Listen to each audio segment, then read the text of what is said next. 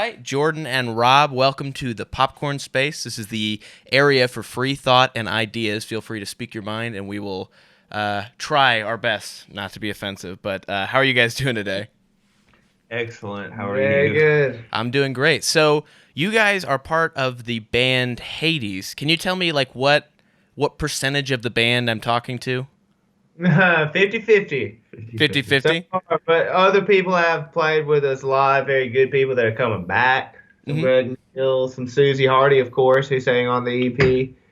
And Lots Matthew of Herring's them. played bass some. We're going to have some new bass Yeah. players off Some and Grace on. and Molly Mcginn, some Yes, Livy and hopefully. Kate Hardy, Lizzie Yes, I Hardy, think Lizzie Bailey Bailey. is going to play some strings on it as well. And maybe if we can work our way ever over to Texas, all these people, well, half of them could play live with us. Yeah. That would be nice. So there's A lot going to be of siblings. variations, but as far as, yes, Hades is Rob and Jordan and whoever we can con into playing with us, yes. Okay, awesome. Yeah.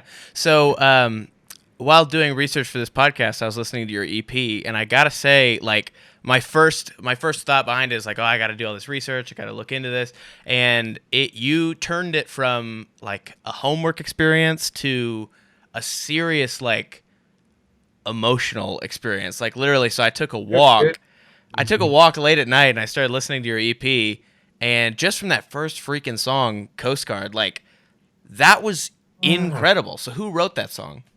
I wrote that one. Dude, that one was awesome. Can you tell me, like, what inspired you and what you're trying to get out of that song?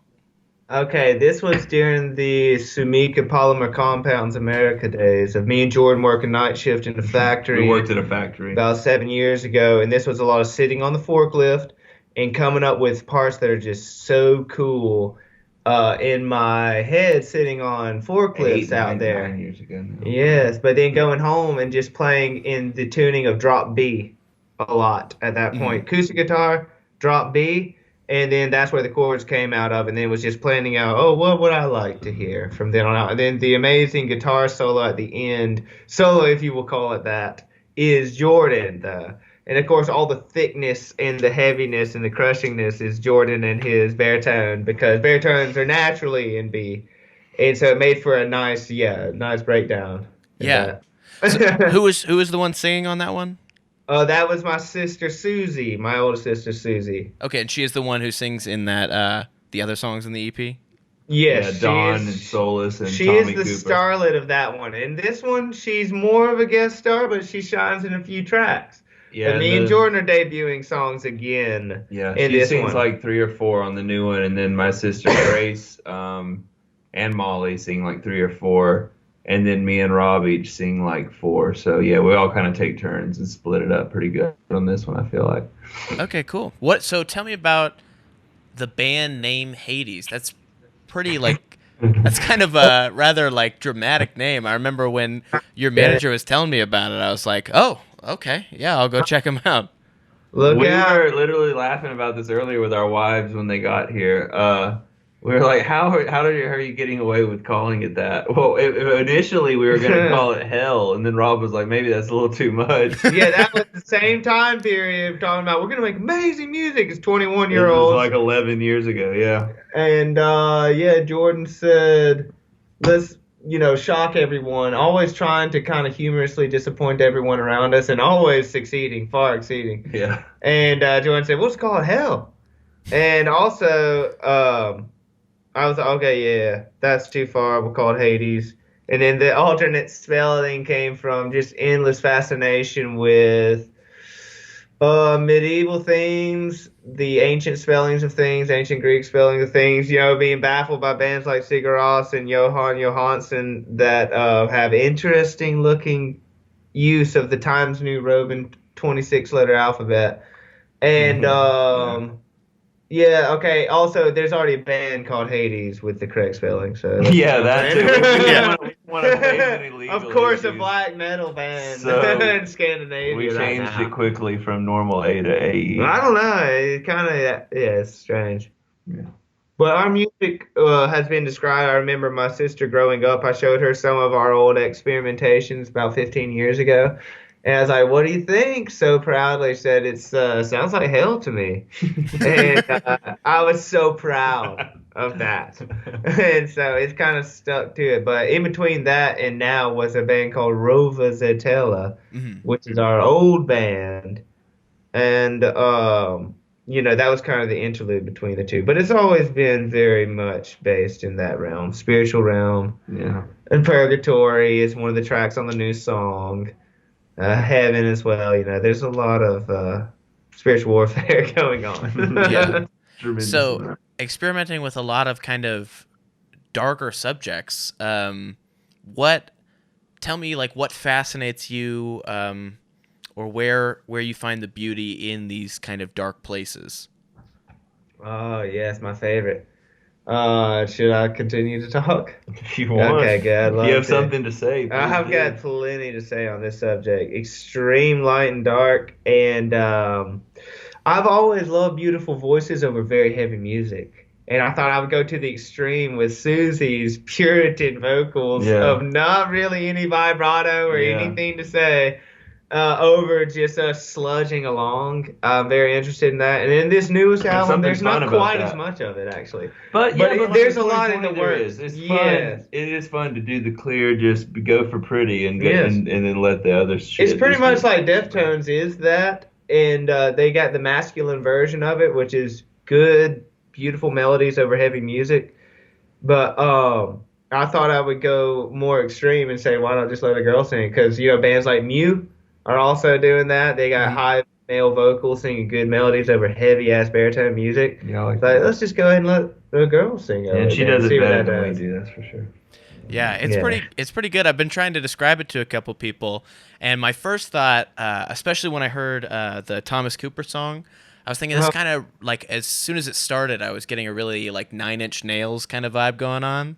But Yeah, then her freaking beautiful voice comes in. It's like a very like beautiful melody over that really like hard dramatic music, and I had a hard time describing it after that. I was like, it's kind of like Nine Inch Nails meets, I don't know. You'd have to listen to it. It's freaking, it's different, but it's really really beautiful. I feel like um, it's operating on a whole lot of different levels very well at the same time. So that's what I appreciate about it. Everything it's trying to do, it seems like it's doing it correctly and with flying colors. We're intentional. That's with what the we do. goal. That's the illusion we're trying to cast. It's intentional, I promise. It's certainly drenched in drama, though. Oh, You yeah, got that you can't right. get away from the drama. Yeah. And the drama's only going to continue. Always theatrical. So has your songwriting always been kind of darker, kind of more dramatic? I Yeah, think so. when dealing with the piano, I think you so. gotta up the ante on drama a lot. Yeah. You get very near rock opera a lot of the times if you're gonna dare bring a piano on stage with electric guitar and drums. Mm-hmm. And We've been the making- drama's been thick because of Yeah, that. we've been making music for a couple decades now, and it's taken a lot of different forms and shapes. But yeah, it ends up being serious, no doubt. We put our actual soul into it. So. I Yeah. think there'll be a fun album eventually. One Yeah. day we might goof around. The We next might loosen one- up with Hawaiian shirts. Even the next have a good one, time and yeah, dance. Yeah, even the next one we're working on is a little bit more band and easier going, and not quite as extensive as the one we're about to. Yeah, the so, new one is not quite the same. Yeah, And the one after that's not going to quite be the same either. yeah.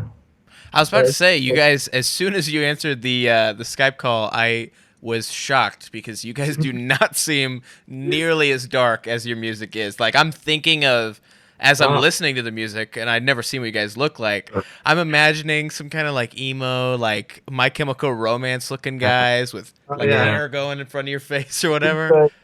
Get you No, a no, it's brief, so a close. real brief background. We both grew up. I mean, we've known each other, I guess, since we were 5, so like 25 years.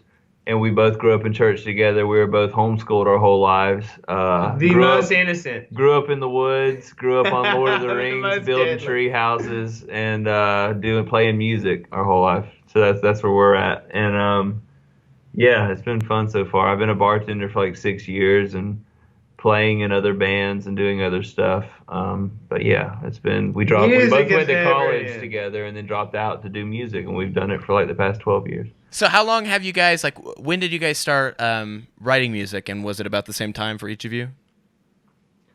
I'm going to say pretty much yes. Right around right around 1997 to 1999, we got some instruments, started learning them at the same time, and covered a lot of Dave Matthews. And immediately before even covers came along, we were writing originals though. Mhm. Me on drums, Jordan on acoustic electric guitar. Mhm. And so I can't remember where did that start. What was the question again? I was saying, when did you guys start writing music? Then, yeah. I'll say yeah, And 1999, which is 20 years ago or yeah. something. I guess the first band was, what was it, RH Negative? RH Negative played some graduations of our art man nowadays, Raleigh, who's made that awesome art for the EP and has made a couple of the B-sides art too over the years. And another crazy homeschooler from Central Georgia. Yeah. He is now the art man, but also he was our first paying gig. We played at his graduation. We played his graduation. That was our His first dad band. paid us. And then that was our first actual gig, and we played many weddings, car dealerships, parties, you name it. Yeah. And, birthday parties, musical and then chairs. eventually we became Rovazatella, and we were that band for 5 years, and then we disbanded, and then Rob and I became Hades in 2010. Technically disbanded, but we stopped playing music and didn't say anything else about it. Yeah, You unofficially disbanded, yeah. Exactly. And Raleigh has been constant through and through. He was our first gig, and now he's been doing all the artwork for all of our releases. And he played live with us. The first Haedes show we ever played live, he played baritone guitar and did stuff. Or bass, cello. The ancient cellist. So yeah, we keep it tight knit in the family. So tell me about why. First of all, who writes more songs? Who is considered the songwriter, or do you guys write about equal? Well, this album is pretty much equal. Yeah, this album's equal. The EP though that we released, Rob wrote all 5 songs. He's always given me liberty to write whatever guitar parts I want. Oh yeah. And I typically do all the guitar and bass and all that shit, and he does like piano, drums, and writing. And yeah, on this album we did more even split of lyrics and songwriting, but on the EP he wrote all of those. Mm-hmm. So, I guess this question goes out to either of you who wants to answer it, or both of you. But I wanted to ask, what do you feel the purpose of a song is? Like, why do you guys write? Spiritual warfare, you're conveying a message, but also it's storytelling. And so it is pounding melodies into people's brains that you deem worthy. Yeah. And that coincides, whether or not it has words with it, it coincides with an event that happened in life, or event, even if it's a made-up event in your head.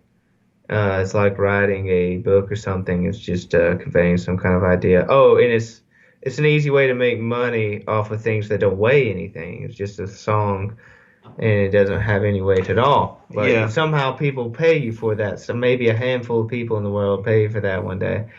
And that's nice. Like you said, too, getting it off your chest. It's getting your story. It's always recorded. Nice. We've been documenting video and audio our whole lives.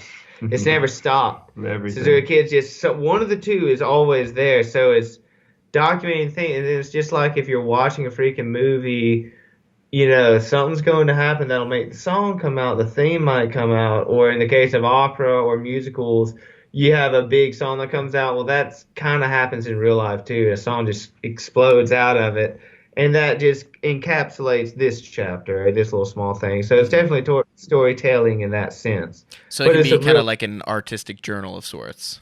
I'm afraid so, yeah. And it's something that cannot be turned off as much as we have tried. Yeah. I'm running fastest away from it, but I can't seem to get away from it. Yeah, I don't know how somehow we've made it a living, and I guess we just got to keep doing that. There's no end in sight. It's fun. That's cool, man. So who musically inspires you guys the most? Like what kind of bands did you grow up listening to? Go ahead.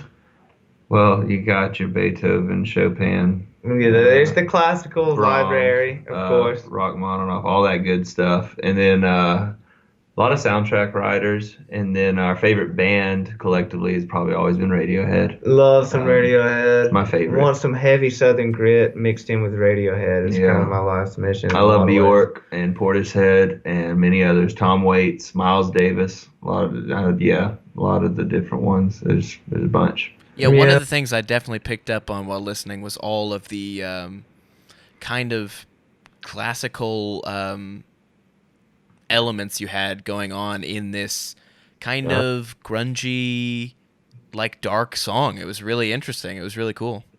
Yeah, we like some Yeah, it's classical. strange note choices because of playing piano a lot and then writing songs on guitar.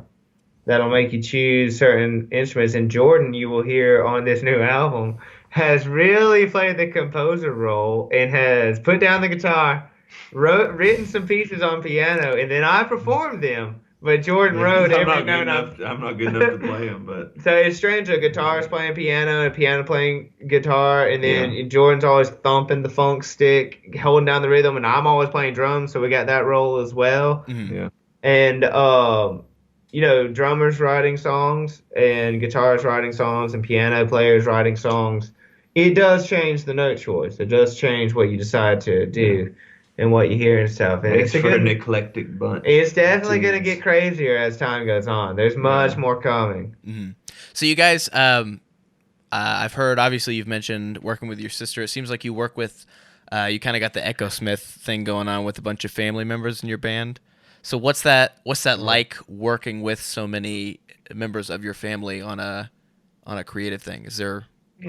I'll be honest, they're all pretty like extremely willing, supportive. They don't ever ask for anything in return, and they're all hardworking and amazing at it. I mean, at least my sisters and his sisters so far, every time they are always willing to drop everything and record, and they help out on all ends. Like Molly, my youngest sister, and his sister Susie, who's singing all the parts on the EP, they both do a lot of video work and cool stuff, and so they're kind of heading up a lot of the media side of things and working on music videos and things like that. They always have great input and amazing voices. My sister Grace plays harp and piano and sings a ton and does all that, and they all just play a part, and they are never, I don't know, they're never not there for us. So it's so far it's been great. It's been an amazing relationship with it, and they're more than willing to help. So was Haedes specifically, because you mentioned Rose Zatella before, and then one or both of you was in another band called Oh Brother, right? Yeah, me, Jordan. Yeah, I've been playing with Oh Brother for a little over 8 years and touring the world with them throughout all this.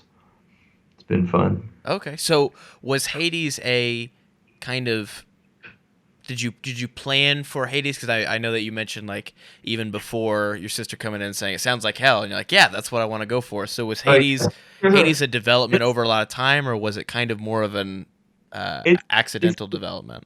It's a continuation over the years. We've always been set in stone to create music together because we just kind of feel like we write at 110% when we're together with it. So it's just gone under different names, whether it was Rose Zatella, Haedes, it's always been Rob and Jordan. So it's always been our baby and what we love and what we care about the most and put everything into. We're just finally seeing it into fruition and enjoying it and performing it live. So when we were already doing Haedes and working on the EP was when I quit my job at the factory that we were both at, and I joined Oh Brother. And I've been touring with them ever since. It's been amazing. We're releasing music always, doing a new album. And so, like, we're about to release a full-length with Oh Brother and a full-length with Haedes back-to-back. So we've been very busy. And, yeah, it's just been a continuation of both. And our old band, Rose Zatella, toured with Oh Brother like over a decade ago. So we've always been connected in that vein. So, yeah, it's been cool. We've just been kind of growing together as the years have gone on. Okay, awesome. So tell me about, so you guys are in Atlanta, Georgia right now. That's where you're based out of, right? Yeah, a little bit south, but we call it Atlanta. Rob is in Concord, and I'm in Noonan, but it's Atlanta. Sargent. It's Noonan on the address. Yeah, Sargent. So tell me about the music scene in Georgia. Like, what is it? What does success look like for a musician in Georgia?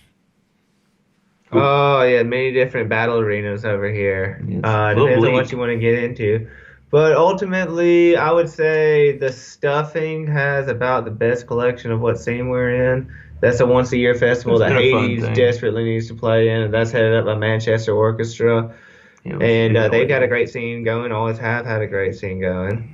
And then the subcategories off of that We've played as that far as many the same years with fans Oh go. Brother. I was And about to say Oh Brothers and Rob was that played in a realm. couple years with us too. Rob's also been touring with Oh Brother, so it's been kind of There's also fun. the Mammal Gallery kind of scene too. That Zach, who I played with know. us at Jailhouse, Hmm. very interesting. Good jazz scene going on in New Atlanta. realm of Freestyle, jazz yeah. and craze going over there. The same kind of feeling comes from what was it, the bakery. Hmm. Saying a lot of art collectives there in different points of the city There's that you small want to play pockets, around. but it's also just kind of a weird market sometimes. Like we also do better, at least with Oh Brother, like in other cities more than Atlanta. It's just Oh a yeah, weird prophet's music never market. welcome in his own home. That's Yeah, always been our case. it's a weird one, but it's not terrible. There's some parts that are alive and good. Well, I know as far as radio goes here in Texas that FM has always been kind of really good to our own, not necessarily local, but people within, like, you know, because Texas is huge, but Yeah. within people, like artists from Texas, they're good about playing a lot of lesser known artists to help them. And I know that that's like not a thing in places like LA and New York. And I was curious if what that kind of, There's if some. Georgia helps out at all in the for local musicians. On FM Honestly, stations, you got Album 88. It's always yeah. been there. Also, And Georgia Tech. like Tim Sweetwood does some cool stuff, man. He used to have he's got Masquerade, and he runs Oh, Tim, yes. Shaky yes. Knees and all those festivals, and like the past one we did, Exit 111 or whatever, we did that one. It's like Deftones and a bunch of bands and Thrice and Oh Brother. Rob and I were there with Oh Brother, and then he does a lot of cool stuff. He's awesome. He's running a lot of good stuff for the live music right now. And he had the old Masquerade. I think he has the new Masquerade. I don't know if he sold it or not. I'm not sure. I'm not sure what he's up to, but he's responsible for Exit 111 that I snuck on stage with Oh Brother last Shaky October. Knees and all those things. And a couple of different places. That was one of those. He's cool. So tell me about deciding to start a band and kind of what brought you to that decision. How long was it after you guys started writing music that you decided to start a band? That's true. Okay, so the band started in that same in the year 2000. When I got my Swing Star Tama drum set, Jordan got Marty the Pearl, the acoustic electric. We started that band and started writing original music immediately. Me on drums, him there. That turned into inviting our friend Matt Riggs to play bass, and then we started calling it Amnesiac. But we didn't actually go with that name. This is jazz, okay? This After is the RH scariest jazz with no blue notes. Don't even know scales yet. We're just jamming. Not many vocals either. No vocals. It was creepy. And that turned into the first album called Amnesiac because we love Radiohead, but we're making the scariest car lot music ever and elevator music. And then we started getting vocals in and recording around with those same guys. So we had those three. I've mentioned me, Jordan, Matt Riggs, and then Raleigh. We played at his house, but he started playing live cello with us. Benjamin Erickson, my old homeschool neighbor from way back when. He was playing all kinds of auxiliary things. He played chains and bottles. He would smash hit Coke glasses bottles around, and break scaring things, everyone and inside away. He played ended up playing computer too. synth. We did computer synth way back in the Yes, day. yes, He did all yes. that. So it's a group of all those, and then the drummers rotated, many different ones from Upson County to Pike County to Spalding County to Stephen Bannister, Coweta Josh County. Blunt, Yes, Jacob Stephen. Deal, many Yes, drummers, former Michael Greg McClellan. Neal, who's coming back on. There's an endless cast of characters, musician-wise, that are inside of Central Georgia right now. Their names are going to gradually get out there. But it's just been nonstop jamming with everybody. It's always been whoever's willing to give us their time and enjoy spending it with us and create music. And they're still all willing and doing it. Really I guess. are. Into I our can't remember 30s. the question though. I feel like we diverted. No, you're good. I think what I'm curious about with that question is being in a band something that you guys have wanted to do since you were kids, or did you start playing and it kind of came out?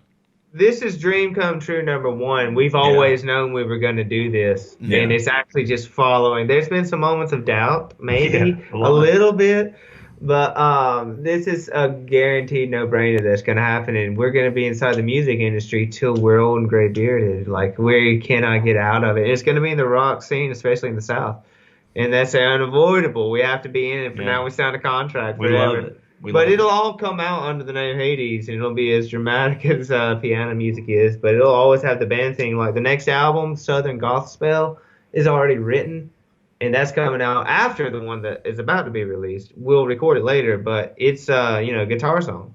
This one's piano songs, and it's amazing. It's a whole different ballgame. We're just getting them all off of our hearts right now. I feel like. I know.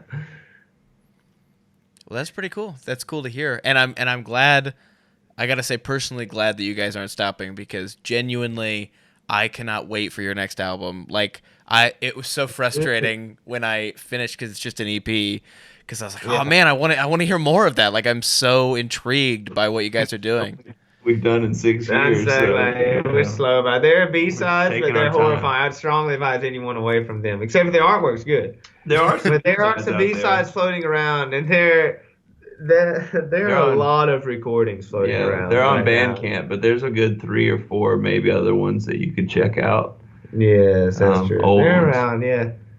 I'm not sure what people have posted either, but soon we'll have some good concrete material to carry the story forward. About to release a full length. It's going to be 13 tracks, and we'll probably release a single in May at some point, and then another, and then release it in July. So. All right. So let's talk about the new album. It's called The 22nd Century, right?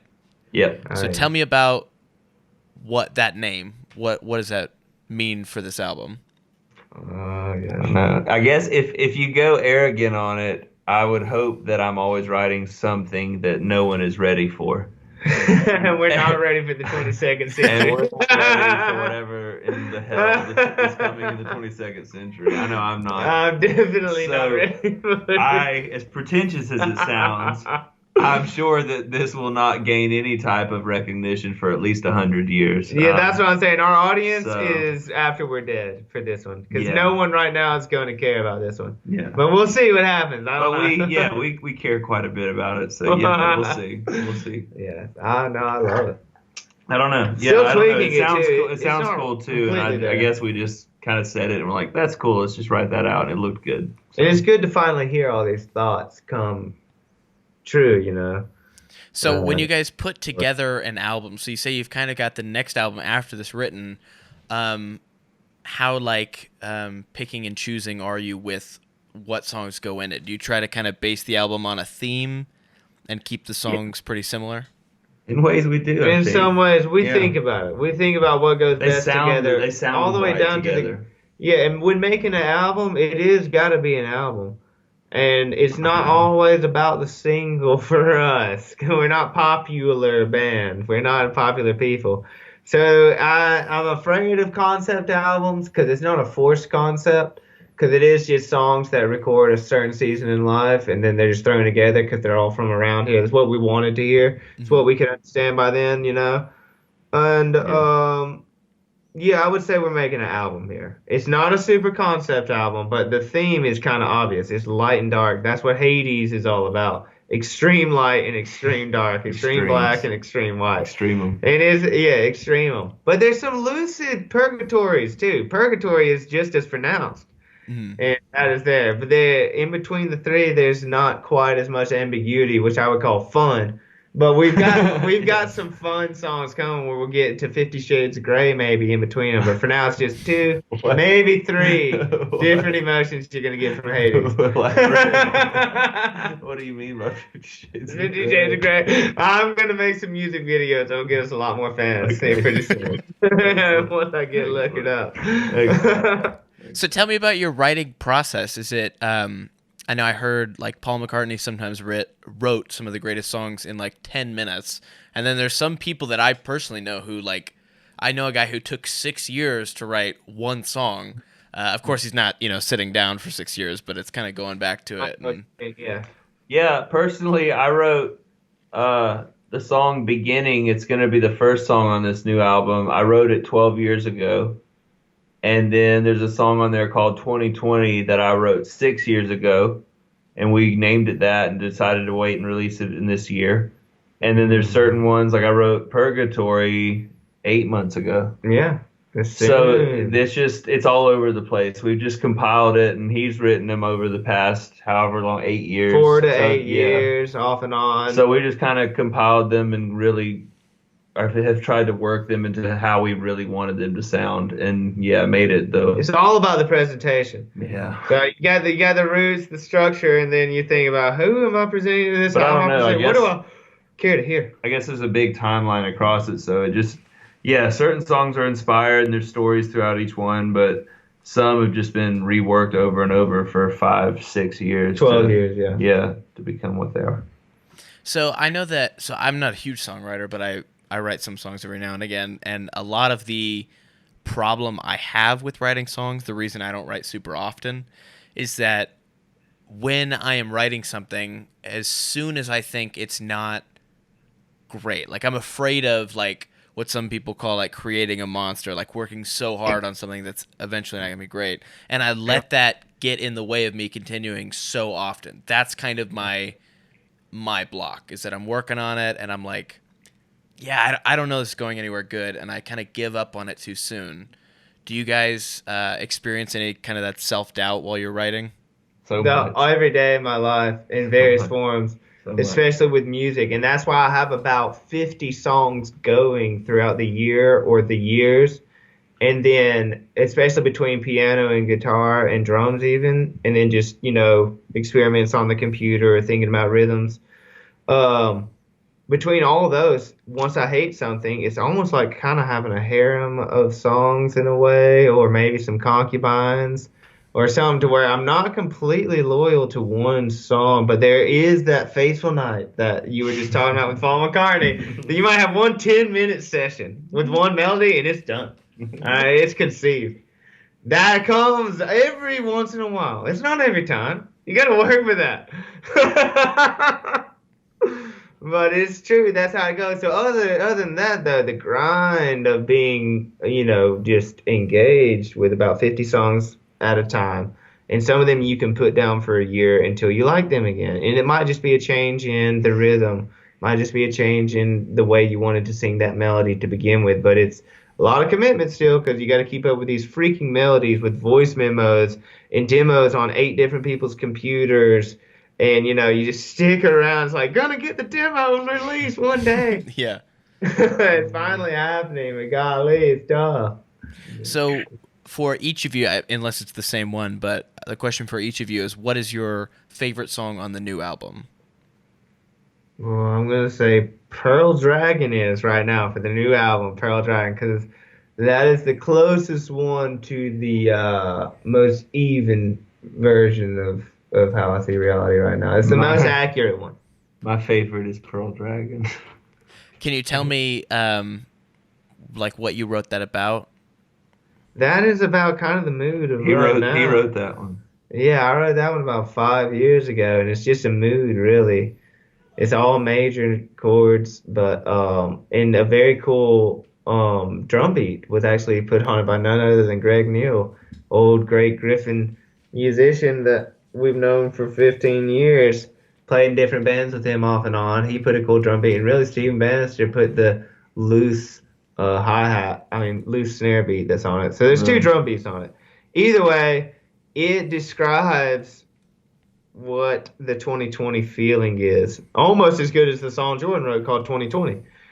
But it's loose. You'll have to hear it. You'll see. It's a loose kind of feeling song. We're simple. probably gonna release that as one of the singles, so it'll be a soon one. Pearl Dragon will start arriving in your doorways soon. It'll be in the airwaves. Mm-hmm. Can I ask you, what is the mood that you're experiencing right now? This mood is an optimistic apocalypse in a lot of ways. This is what we've been doing for a while. Very optimistic, but very destructive, and just floating as well at the same time. Yeah, it's just the future uncertainty. But it's contentment inside of the future uncertainty. Yeah, why not do what you love the most in the midst of it? I mean, there's nothing better to do. Mm-hmm. Like I said, a lot of major chords, but it doesn't give the peppy feeling necessarily. Mm-hmm. So with the music you're creating, what do you think, like what kind of audience are you wanting to appeal to? Us, our age, right now, me is all the Robs out there that like the same bands I like, that like the same, musicians and books and ideas I like. There are many variations of me out there, just like there are many variations of you. And I think all three of us are kind of a variation of the same thing. We're at least inside the same demographic. So that's number one, because that's the most understanding people. But it's really not true. I think that music for us is turning into, we might have a message for everyone. And even people outside of our team. I'd say mine's just anyone that's willing to listen to what we have to say. Like, we're obviously going to write and sing about what we care about and what we believe in, and any whatever subject that is, whether it's fantasy or God or our wife or whatever, or where we grew up. Anyone that's willing to just sit down and listen to that and be moved by it, that's how I want to keep writing for. And I've seen it all over the place. Yeah, demographic wise, it's weird. It can be it's jazzy, trip hop, digital rock. I don't know what it is. It's a weird one. But yeah. So I gotta ask about Untitled number 4, because that one truly left me, like, this is gonna sound like an exaggeration, but like awestruck. Like, that one I was just like, it's just an instrumental. It's got no words in it, but I'm just like blown away as I'm walking and listening to this song. And I gotta ask, if there was something you were trying to say in it, or what really inspired you with that song. Yes, this is a very rare one where it's just a simple mood that makes you start playing the instrument. So it's very mood driven, but as far as what visuals I was hitting at, a lot of drinking in the early 20s, which eventually led to some pancreatitis around 23 or 24. But inside of that, there was a lot of future cities and a lot of thinking, which is probably why this is called the 22nd century, but a lot of Google searches for future cities and being drunk and thinking about making up stories of sci-fi, really, in a lot of ways.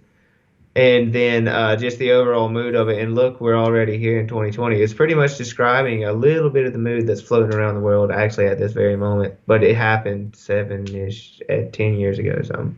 You said that you think, or maybe I kind of put that on you, but I asked how you see songwriting as kind of like like an artistic journal. Do you find songwriting like cathartic at all, to go through and kind of experience those emotions? Yes. And the cathartic word, one more time, what does that mean again? Well, that's something that's like therapeutic for you. Like, so That's what I thought. Okay. So I'm actually studying psychology right now, and Oh, really? yeah, and Freud, the interesting thing that he kind of put out there, one of the bigger discoveries that he made was, the foundation behind most all therapy and like social work we have right now, which is that when people articulate their past and things that bugged them, like in extreme detail, it's a very cathartic and therapeutic experience for them. And that's why a lot of people journal. Yeah, I can't stop journaling. And when I stop doing it, there's problems. And so I'm actually off of it for the past couple of weeks, and I'm feeling antsy as hell. But normally just writing out specifically what my thoughts are, that is game changer for me. And because of both of our knack, and most of the time, I'll be honest, it's not the everyday diary version. It's I'm going to build up pressure for 3 months or 3 years or 3 decades, and then really condense it all into one idea quickly within a year. But for the most part, the super therapeutic way would be to get it all detailed. It's just life is so hectic and insane. And also in the midst of trying to come up with amazing, songs to play live that you want to play with people, where does it fall into order? Yes, it's just one. What do you want to describe at the time you have to write the vocals comes across a whole lot of the times. And it's just, okay, this is what I was feeling today. Here it is. It's all there. And then you might chip away at it for the next few years. It's different ones do different things. Because a lot of times it'll be like a burst, at least with me, where I'm inspired and I go, oh, this is it. And in 4 hours, I do the bulk of the song. And then I won't look at it for 3 years.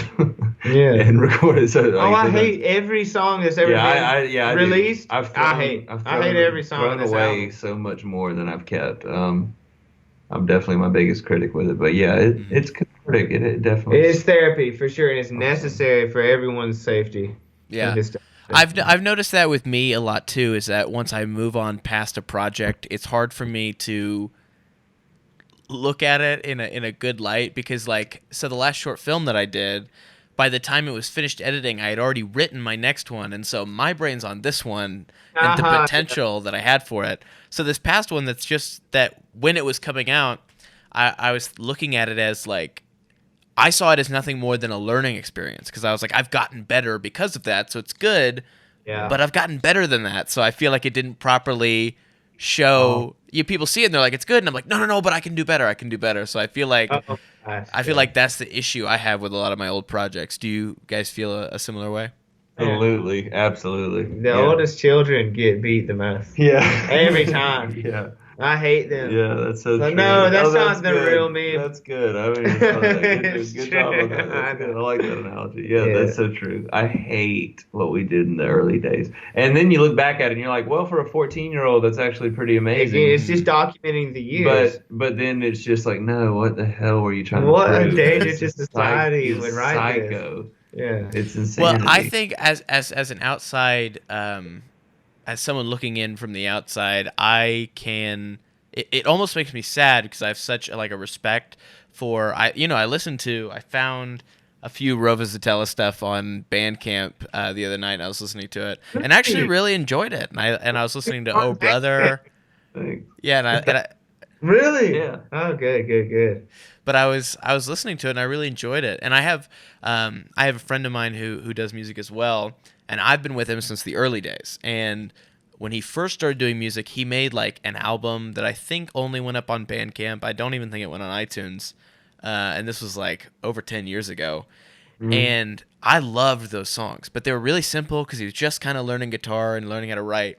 And he's developed like crazy as an artist. His name is Andrew Holmes. If you want to look him up, he's on Spotify and stuff. But he's developed like crazy, and he writes very differently now, but he hates his old stuff. He doesn't even remember how to play it. And it's not on Bandcamp anymore. It's not on Spotify. And I'm just like, I miss that so much because I had such an appreciation for like the simple beauty going on in those songs. And it makes me sad that he doesn't see what he was able to do. So I feel the same way. And I feel like maybe sometimes it's almost like not fair to my own art a little bit, because they're like your kids, you know, you're working on them and they're your own little production. So sometimes I'm like, I think maybe I'm a little too harsh on them because I'm moving on too fast. Oh, that's what everybody tells you. The very reason we're talking right now, Jacob Rover. He told me so many times, like, no, you don't realize it's not as bad as you think. Just keep on going. He was always very encouraging. Yeah, there's been lots of days where now he's hooking us up. We've been ready to destroy them all and not release anything. Oh, of course. So the absolute. We go through the hatred. We've not played together for years. Haedes has only played 4 or 5 times ever. We've played like 3 shows. That's it. But yeah. Yeah, we've always been making music. It's just the whole getting, inspired, dedicated, taking the time and setting it aside and deciding to go through with it. So, what has been your favorite thing about having a band? Or so you guys are you living off of your music right now? Hell no. No. I mean, I get paid at the church. God bless you. I've always played a drummer for worship bands. And also, I get paid through construction is about the biggest form of my income, which is framing houses mainly, but also remodel. Anything you need, put my car out, James Hardie Design. That's my dad's name, James Hardie Design. But I am I'm a worker, moving up, in the company. Yeah. Me and my wife have ran a dive bar called Fat Boys Bar and Grill for the past 6 years, but with COVID, it's been shut down for a month, so I've been unemployed. Mm-hmm. Going back to construction like I used to do. I've done that with him on and off for like 12 years. Oh, yeah. And then doing some other tree work and stuff with another dear friend of mine. So I've just been finding some work here and there and staying home a lot, writing, honestly, during this time. Getting the business side of things worked out too. Things squared away. Both of us have been business oriented lately. Mm-hmm. Makes things serious. Mm-hmm. That is one of the. I mean, obviously, there's a lot of not great stuff going on, but one of the good things, I think, especially for artists, is having a moment to be like, okay, I can kind of sit back, breathe, and focus on, every project that I had tabled for the future. It's like, I don't really have any more excuses. Yes, Yeah, it's yeah. such a nice gift, really. We're getting Yeah. our shit together all of a Yeah, sudden. so For me, it's yeah. I'm getting my shit together. I'm working hard, and I've gained 20 pounds, and I drink every day. Yeah. But it's the ultimate Corona vacation. Yeah. But it's also, construction's been decent, I Mhm. will say.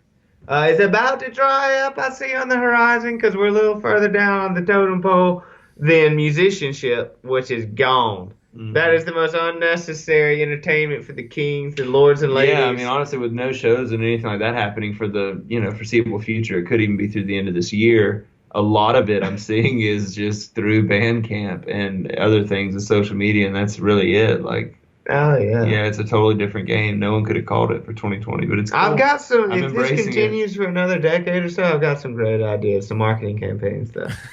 How do you guys Need to see um, them. how have you guys been trying to or what has your strategy been as a band during this kind of break? Have you guys been kind of jumping on the live video bandwagon, or what is your strategy? We did that We once. did that once, We and the did. rest has been having very intense business meetings, making our business a legit Yeah. situation legally, and then figuring out Writing a lot. how and when are we going to put out this album, and how are we going to pay for the vinyls, and we need to go ahead and put this physically in people's hands and go ahead and record the next one, because there's a lot of things we got to get off our chest as far as what sounds cool, because there are a lot of cool ideas that are coming out in some of these. Some of them will be a little strange to some people, but overall it's some very cool taste, because all me and Jordan have ever done is shiver thinking of what's the coolest sounding song. Yeah. And that's We what we put a do lot all of day time long. and effort carrying into what sounds cool. It's true. What kind of response do you hope to get to your band or to your songs? What is your ideal response? I want all Just- 200 of the Georgianites that I grew up with to know that, wow, okay, they finally honed it in Yeah. a little bit. For this album, they're like, it's still completely I insane. think part of it But too they is to honed it in say enough to be listened to. part of it's also to say you're still going. I think the biggest thing is everyone quits with bands, and I have a lot of good friends that have, and some that keep trekking on. And it's encouraging when I have other friends who are in their 30s and 40s, and they're doing it, and they love Uncle it. Chris, And they are, 60s. yeah, and Chris Jackson, man, he's awesome, and his uncle, and he's still doing it in his 60s. Oh, I want to be yeah. doing that. I want to retire with that. Like I dropped out of college to do it, so I'm gonna keep doing it if it keeps, paying the bills.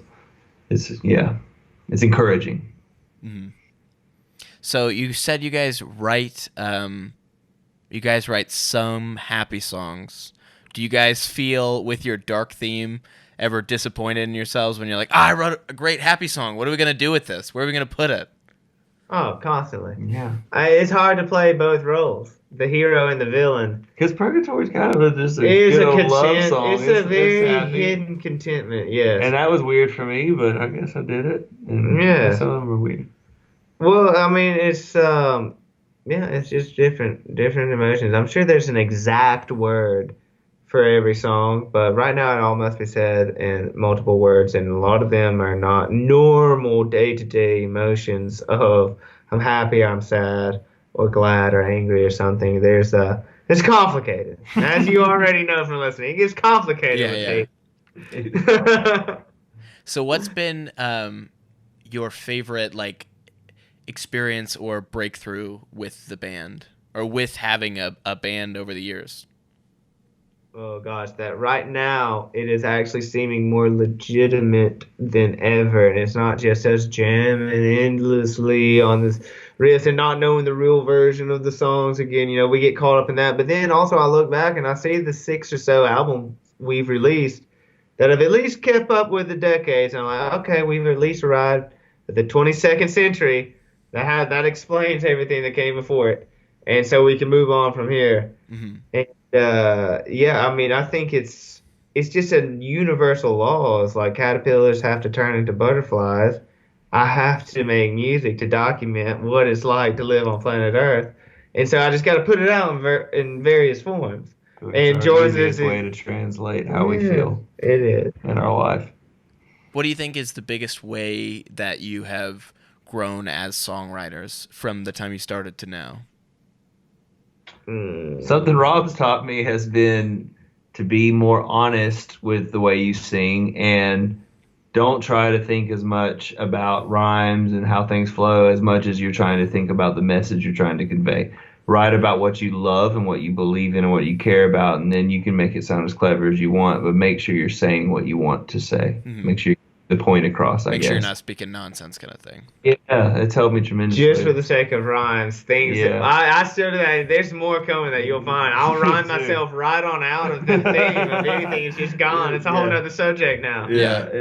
It's easy to get lost in trying to make something sound aesthetically. It's true. Cool. We have not figured it out. Too. Yeah. But I've learned a little bit more He's about taught me that. the wordicality, or what is it, musicality of words. Tanner was saying that he sings and writes for Oh Brother.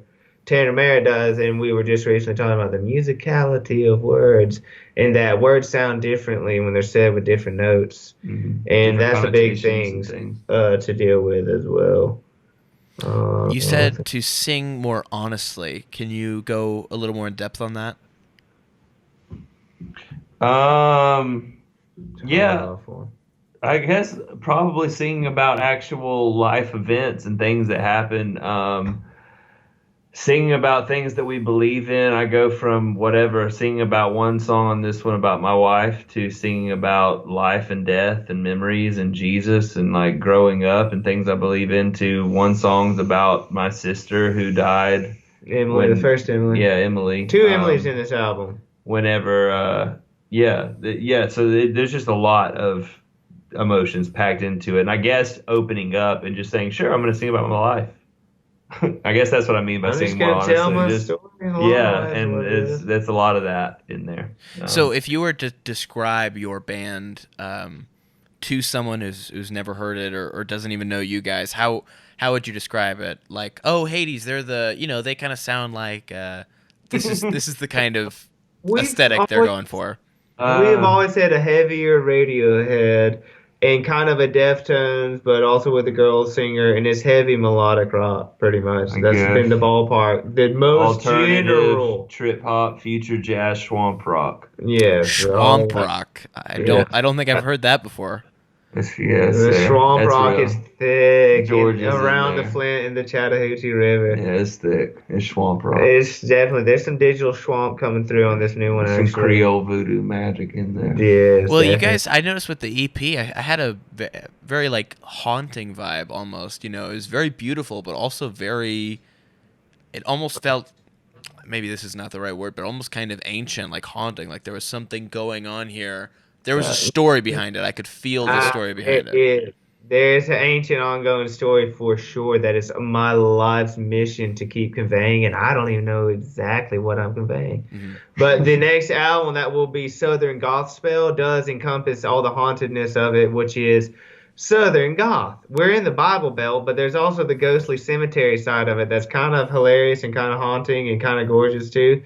And it goes way deep into fantasy realm. Because, the Norwegians have their fairy lore, and the Scandinavians and the Irish have their lore and stuff. And there's also southern lore that is very Creole thick. voodoo, and it's mixed in with the church and spiritualism as well. And, of course, the light and dark side of all that. And, yes, I'm completely obsessed with it, which is pretty much singing emotional big songs to minor keys. Because we don't do too much major key music, except for you will hear Pearl Dragons all major. But most of our songs, because of playing around, listening to Chopin and Beethoven and Radiohead growing up, you're going to hear a lot of minor keys. Yeah. And that's what we're interested in a lot. I got to say, I appreciate you saying that you're not even sure exactly what it is that you're trying to convey. I've heard a lot of...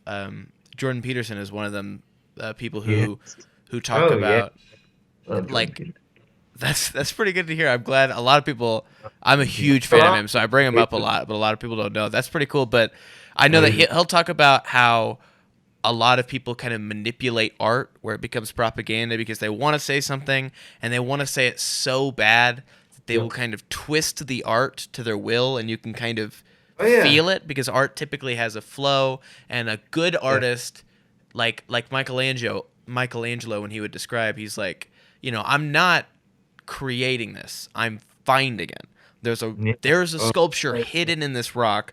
I don't know what it is, but I'm gonna find it. And so I appreciate you being able to say the art is beyond me. It's something that I have some kind of gift where I'm able to find it in this, abyss, but I don't know what it is. Yeah. You're so I feel right.